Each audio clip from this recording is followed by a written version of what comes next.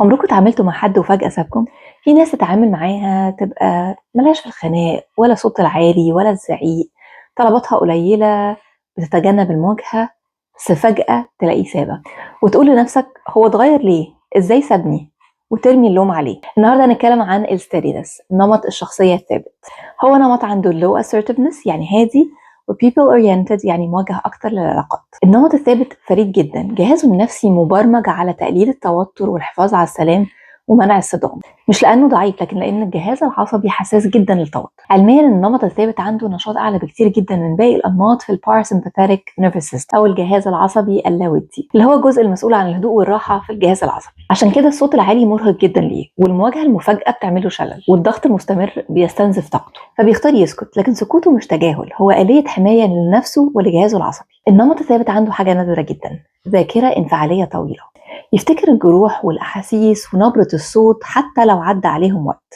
مش هيفتكر الموقف نفسه اللي أدى للإحساس، لكن هيفتكر الإحساس والمشاعر اللي حس بيها في الوقت ده. عشان كده هتلاقيه في أغلب الوقت بيختار سلام العلاقات عن راحته هو، وطبعا السلام ما بيحبش المواجهة. أكبر غلطة الناس بتعملها معاه إنهم بيفسروا سكوته على إنه موافقة، وهدوءه على إنه رضا، وتحمله على إنه عنده قوة لا نهائية، وبيجوا عليه أكتر. والحقيقة إنه بيستنزف في صمت. النمط الثابت نادرا ما ينفجر، لكن لما بيبعد بيبقى قرار نهائي، مفيش رجعة فيه، مش لحظة عصبية. عيبه إن غضبه تراكمي وصامت، بيطلع في صورة برود أو انسحاب، مش زعيق وتنفيس عن نفسه ويقول رأيه بصوت عالي.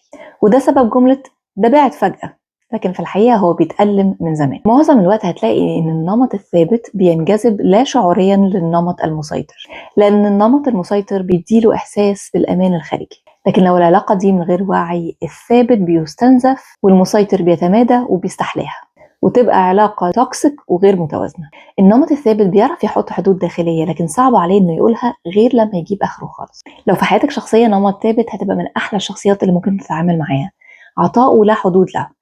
بس لو عايز العلاقة دي تكون ناجحة، اسأله عن حدوده، اسأله عن راحته، وحتى اسأله عن اللي بيضايقه. ما تستناش منه إنه يديك المعلومة. لما بيحب بعمق جدا ومعطاء، لكن لا بيعرف يشتكي ولا يعرف يطلب. لو ما خدتش بالك هتلاقيه بيفضل يدي لحد ما يفضى، وبعدين ينسحب بهدوء. عشان تعرف تتعامل معاه طمنه، اسأله عن رأيه، ما تكتفيش بسكوته لأن سكوته مش دايما موافقة. شجعه يعبر ويقول عن رأيه، واديله مساحة الأمان إنه لما يتكلم ويعبر عن نفسه ما تاخدش كلامه ضده ولا تمسكها عليه زلة. انتبه لحدودك وحدوده، لأنه ثابت هتلاقيه بيدي زيادة عن اللزوم، وانت تفتكر ان كل حاجة تمام وهي مش تمام. الخلاصة انه النمط الثابت مش ضعيف ولا سلبي ولا ما عندوش رأي، هو شخص اختار السلام بدل الصدام. لكن من غير وعي، الهدوء والسلام ده بيتحول لاستنزاف، ولو عنده وعي بيبقى امان حقيقي واستقرار وداعم صادق جدا. استنوا الفيديو الجاي اللي هنتكلم فيه عن الهدوء الصحي اللي النمط الثابت بيتعامل بيه، وما بين الكبت المرضي. اعملوا لايك للفيديو عشان ده بيساعدني كتير وبيشجعني، وفولو للصفحة عشان تشوفوا كل الفيديوهات الجاية. لو عايزين تتواصلوا معانا لخدمات الكوتشنج، ابعتوا لنا على البيج او على الواتساب.